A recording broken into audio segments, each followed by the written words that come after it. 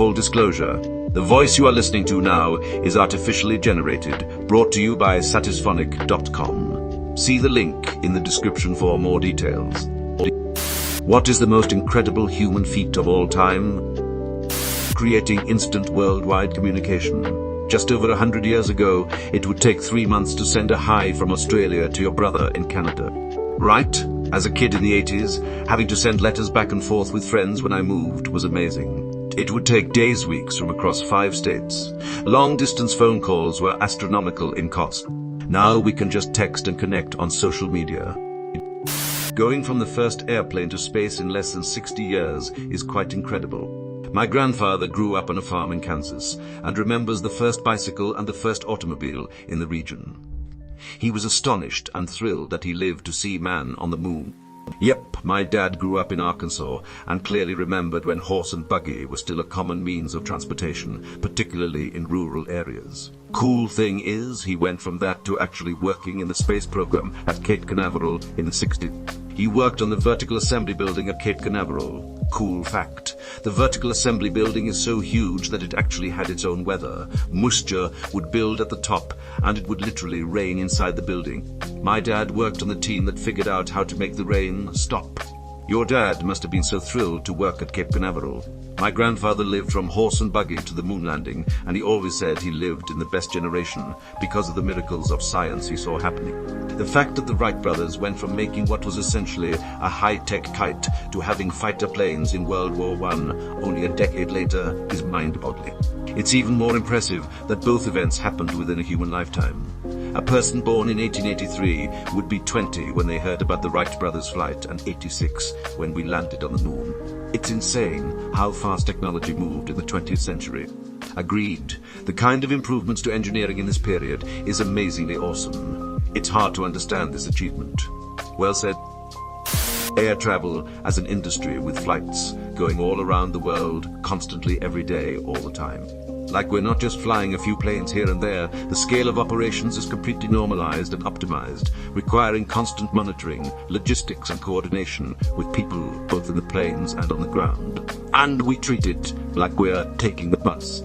The safety track record of modern air travel at scale is the most profoundly difficult thing humans have ever accomplished. EMO. We have invented and sustained the daily circumnavigation of our planet by a major portion of the population with negligible losses. The incident reporting system and reaction to it should be adopted in absolutely every aspect of life. There's a pilot who lost his wife to a medical error, who took it upon himself to look into the details of what happened and was aghast at the total lack of safety practices in the healthcare industry. Huge amounts of research has been put into understanding what causes air accidents. A large part is due to human error, and there's loads of simple error. Avoidance practices that are used to eliminate these risks. Whenever there is an accident, these practices are updated to avoid future problems. Many of these things apply outside aviation, yet shockingly almost none of this is implemented in medical settings. Medical errors are the third leading cause of death, but for some reason, fuck all is done about it. Just consider working hours. Everyone knows tiredness makes for more mistakes. No one wants a pilot who is tired flying them. That's why there's legal limits on pilots' flying hours. Why isn't this applied to medical staff who make life and death decisions all day and night? Why is it normalized that medical staff are working 100 hours a week? It seems to be held up by tradition and ego, and made it to be as miserable an experience as possible in the process. It's wild that it takes less than a day to get pretty much anywhere in the world. Coming back from the moon. Alive. Apollo 13. Okay, I had to look this up and this is accurate. What a Small World also proves where he gets some of his intelligence from. Remember the movie and book Around the World in 80 Days? I was going to say no because they didn't land, but then I thought about it, and yay maybe, as they had to MacGyver a way of getting them home in space with limited resources. So, yay, I think you're right. I just keep thinking about the fact that the one guy figured out how to do it with under a certain amount of electrical energy. I forget how much energy, but it was next to nothing, and they had to steer the damn thing without the computer, just by looking out the window and estimating the angle. If you were off by a certain percentage, you burn up. Ken Mattingly was the astronaut credited with coming up with the procedures to power up the lunar module using only 20 amps. A normal power up required 60 amps of power. Mattingly was famously scrubbed from the Apollo 13 mission for fear he was going to come down with German measles during the mission. He had been exposed but never actually fell ill. Mattingly would go on to pilot the command module on Apollo 16. Later, he would pilot the space shuttle during the STEIST's 4 and STEIST's 51C missions. Mattingly passed away October 31st, 2023, at the age of 87. He was a real American hero. This is an odd thing to say, given it's one of the most famous events of all time, but I don't think most people grasp just how incredible that was. We strapped humans to a giant ballistic missile and fired it at a moving target 400,000 miles away, with enough accuracy to safely land when we got there. Then, we did the same thing in reverse, and everybody survived. All with very early computer technology that would be laughable when compared to even the cheapest cell phone. Edit. As pointed out, it's 400,000 km, not mile. That early computer tech is insane, even by today's standards.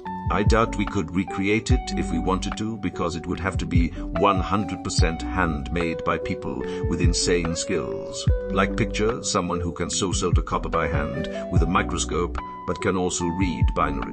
NASA had to train people to do that. They had several people like that.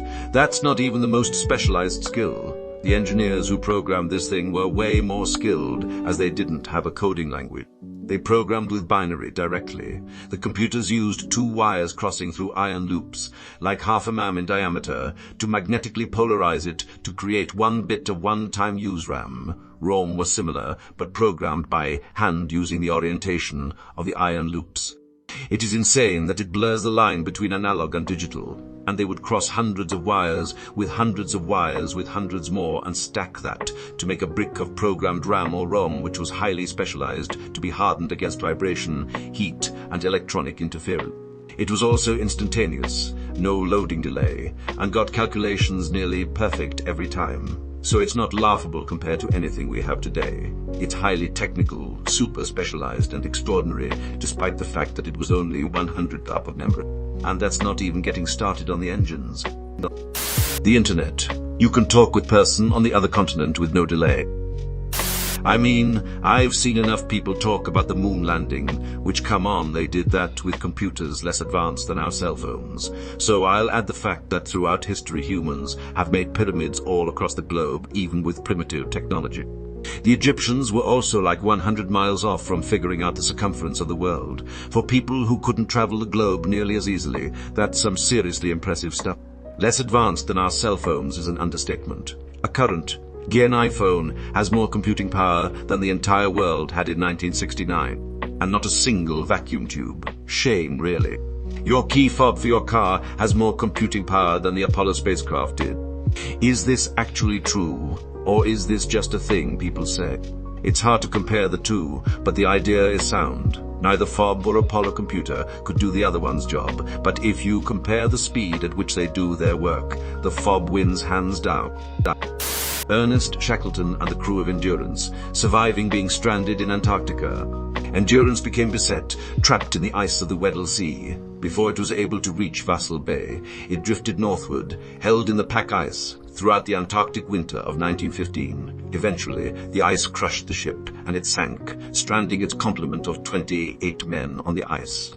After months spent in makeshift camps as the ice continued its northwards drift, the party used lifeboats that had been salvaged from the ship to reach the inhospitable, uninhabited Elephant Island. Shackleton and 5 other members of the group then made an 800-mile 1300 km open, Bolton-Bar journey in the James Caird, and were able to reach South Georgia. From there, Shackleton was eventually able to arrange a rescue of the men who had remained on Elephant Island and to bring them home without loss of life. No one talking about we agreed as a species to stop using CFC and restore ozone layer. Coming up with the laws of motion and, as a side gig, invented calculus. At 26 years old, the most consequential scientific achievement since Euclid almost 2,000 years earlier, and the most consequential scientific achievement for 300 years after, until Dirk Schrödinger Einstein. At 26 years old, and all of that because he was stuck at home during a plague outbreak and he didn't have anything else to do. I learned how to make bread during the COVID lockdown. 4 come to mind: agriculture, Figuring out how seeds work and realizing how to grow our own crops shifted humanity from foraging nomads to expert farmers that could stay in one place without a care for food supplies and live comfortably, massively skyrocketing the population and human life. The Industrial Revolution, realizing that humanity could use steam to create a primitive and rudimentary form of electricity, caused an explosion of advancements globally. Trains brought people from point A to point B in a fraction of the time a horse could done. Machines were able to take the hard loads off of people and allow them to pursue academia, and it paved the way towards unlocking technology, modern technology. When humans were able to connect pieces of silicon together through a wireless connection known as the Internet, advancement truly took off. Being able to connect planes to air traffic control made the process better. People could communicate from literally anywhere in the world, such as from Finland, me, to America, probably you, and record it forever. Also, tricking a piece of silicon into thinking artificial intelligence was quite good and will only get better. Vaccines. When humans realized that there was a way to become immune to the most dangerous disease ever, smallpox, we jumped at the opportunity and opened the door to everything we observe today as modern medicine. Have a major heart attack? We'll fix that up for you. Need insulin because of diabetes. Here, in short, while humans have done a colossal amount of damage to each other and the environment, we have overcome leaps and bounds in other areas. Don't give up hope, yet also, hi there alien that posted this question, seeing if we're a mature species yet. To answer your question, no we're not. Don't bother with us. Water delivery too, modern toilets, drink better than medieval kings. Going to the moon has got to be up there. The moon is definitely up there. Ronnie O'Sullivan's 5min26, 147 break. When I first moved to Lye, I got a blowjob from this girl from Ohio named Lauren. I have no idea how she did what she did, but goddamn. Alex Honnold Free, soloing El Capitan, has to be up there.